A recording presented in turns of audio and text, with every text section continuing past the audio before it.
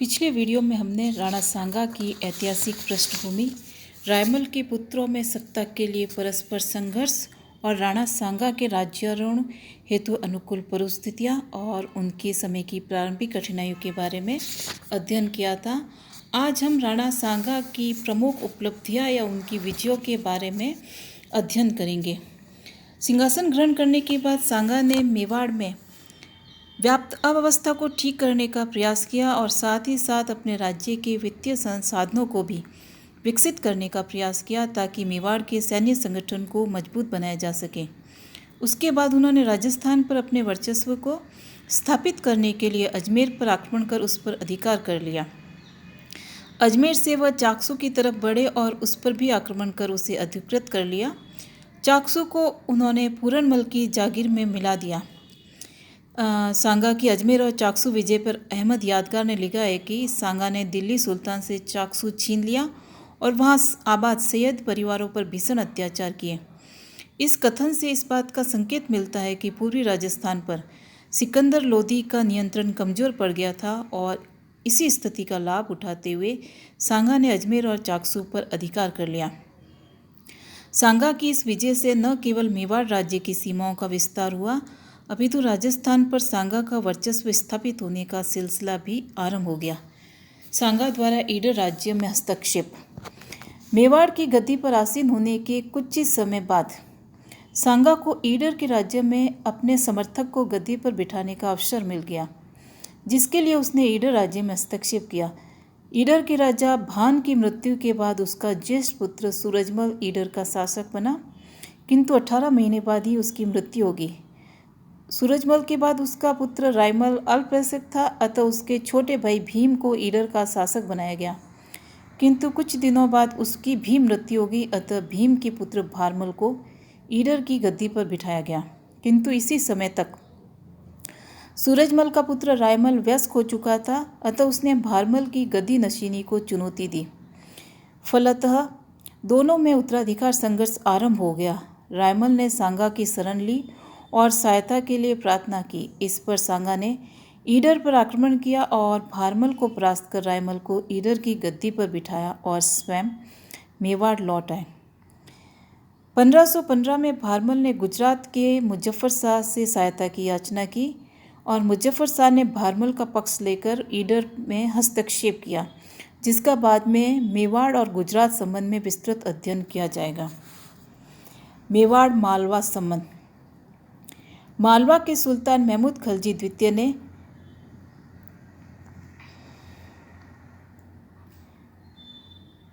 मेदिनी राय की सहायता से अपनी स्थिति मजबूत कर ली थी और कुछ ही दिनों में मालवा की शासन व्यवस्था पर मेदिनी राय का पूरा नियंत्रण स्थापित हो गया।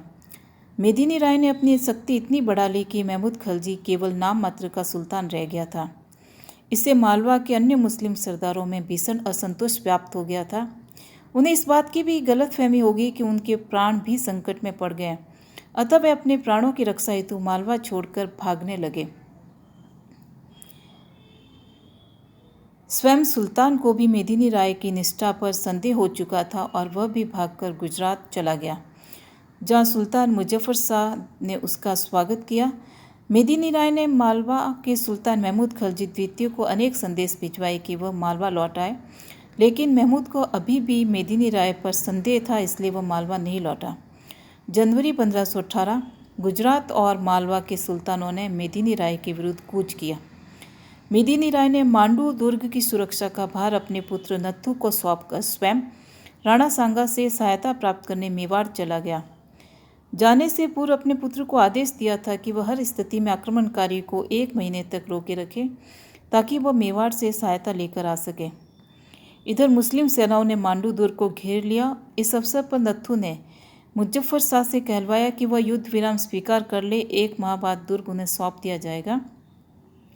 लेकिन मुजफ्फर शाह को मेदिनी राय के मेवाड़ जाने की जानकारी मिल चुकी थी, अतः उसने नत्थु के प्रस्ताव को ठुकराते हुए दुर्ग पर जबरदस्त आक्रमण कर अधिकार कर लिया। इस संघर्ष में मेदिनी राय का पुत्र, उसके परिवार के अन्य सदस्य और कई सैनिक मारे गए, अतः अब मालवा मेवाड़ संघर्ष अवश्यंभावी हो चुका था। मालवा मेवाड़ संघर्ष के कारण। राणा सांगा और महमूद खलजी के बीच संघर्ष कोई विस्मयकारी घटना नहीं थी। यह पूर्व से चले आ रहे मालवा मेवाड़ संघर्षों की एक कड़ी ही थी। वस्तुतः दिल्ली सल्तनत के विघटन के बाद से ही सीमावर्ती क्षेत्रों को लेकर मालवा और मेवाड़ के बीच कई बार संघर्ष हो चुके थे। अतः राणा सांगा और महमूद खलजी के बीच संघर्ष अवश्यंभावी था। दोनों के मध्य संघर्ष के निम्न कारण थे। पहला, दोनों शासकों का महत्वाकांक्षी होना। राणा सांगा स्वयं एक महत्वाकांक्षी शासक थे। वह न केवल मेवाड़ राज्य की सीमाओं का विस्तार करने के इच्छुक थे, अपितु उत्तर भारत में एक हिंदू साम्राज्य स्थापित करने का स्वप्न देखते थे। दूसरी ओर महमूद खलजी भी उत्तर भारत में अपना प्रभुत्व स्थापित करने की महत्वाकांक्षा रखता था। चूँकि उत्तर भारत पर प्रभुत्व केवल एक शक्ति का ही हो सकता था, अतः दोनों एक दूसरे की शक्ति को क्षीण करना अनिवार्य समझते थे। अतः स्पष्ट है कि दोनों की महत्वाकांक्षा और विस्तारवादी नीति इस संघर्ष का प्रमुख कारण बनी थी। दूसरा, धार्मिक कारण। दोनों के मध्य संघर्ष का एक कारण धार्मिक भी था। मालवा के मुस्लिम सुल्तान धार्मिक कट्टर और सर्वथा असहिष्णु थे। वे केवल अपने राज्य के हिंदुओं पर ही अत्याचार नहीं करते थे, अपितु जब भी अवसर मिलता अपने पड़ोसी राज्यों के सीमावर्ती क्षेत्रों के हिंदुओं पर भी धार्मिक अत्याचार करने, उनकी मंदिरों और मूर्तियों को तोड़ने से नहीं चूकते थे। दूसरी तरफ राणा सांगा अपने आप को हिंदू धर्म और संस्कृति के रक्षक और पोषक समझते थे। अतः हिंदू धर्म और संस्कृति के विरोधी से लड़ना वह अपना सामान्य कर्तव्य समझते थे। मालवा और मेवाड़ के बीच लड़े गए युद्धों के मूल में यही कारण विद्यमान था।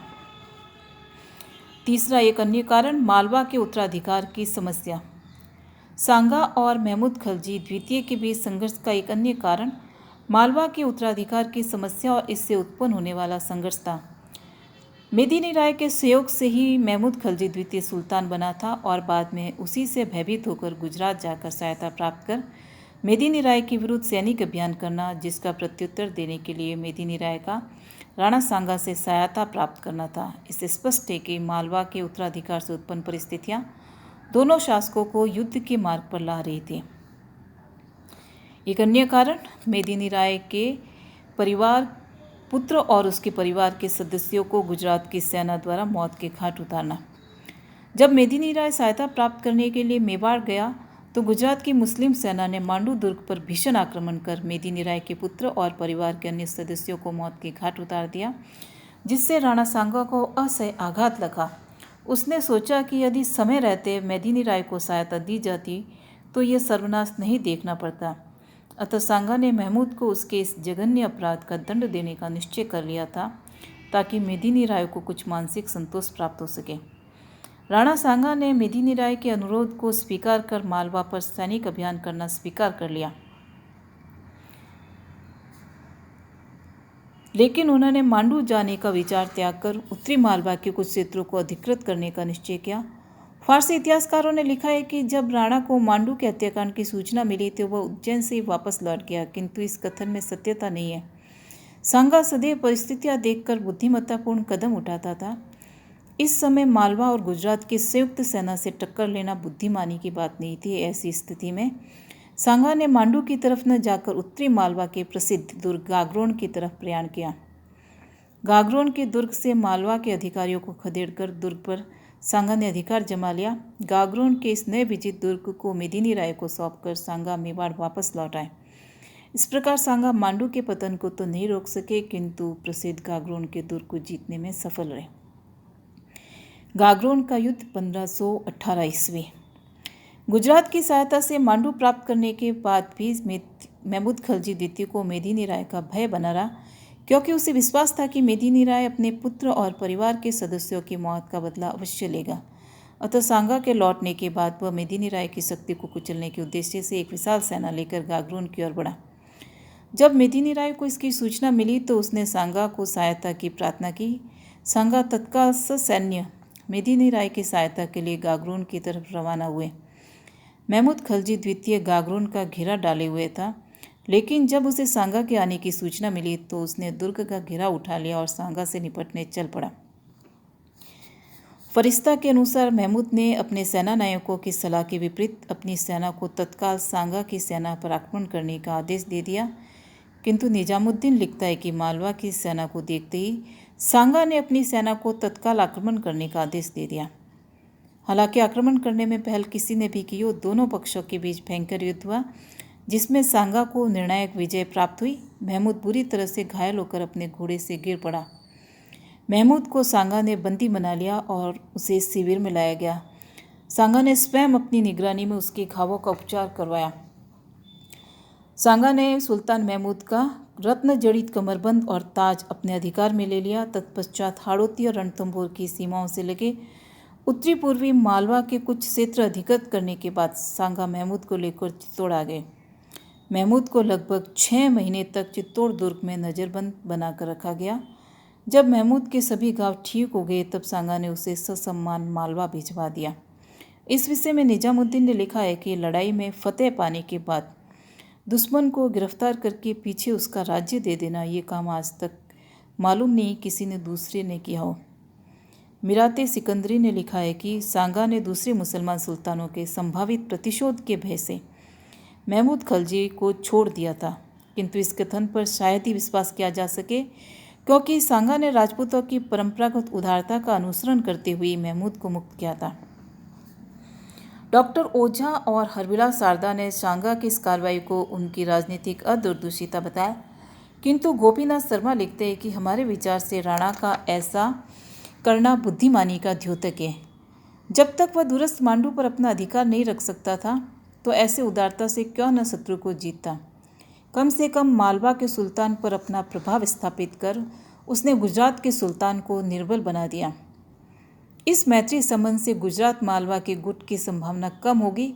मेदिनी राय को अपना आश्रित बनाकर उसने एक सशक्त संरक्षक मेवाड़ की सीमा पर भी स्थापित कर दिया। इस प्रकार की नीति महाराणा कुंभा की नीति का अनुसरण मात्र थी, जो हर समय इस प्रकार से समयोचित थी।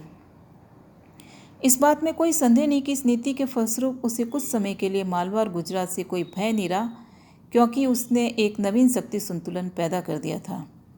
लेकिन यह भी सही है कि मेवाड़ की मालवा से कभी स्थायी मैत्री स्थापित नहीं हो सकी।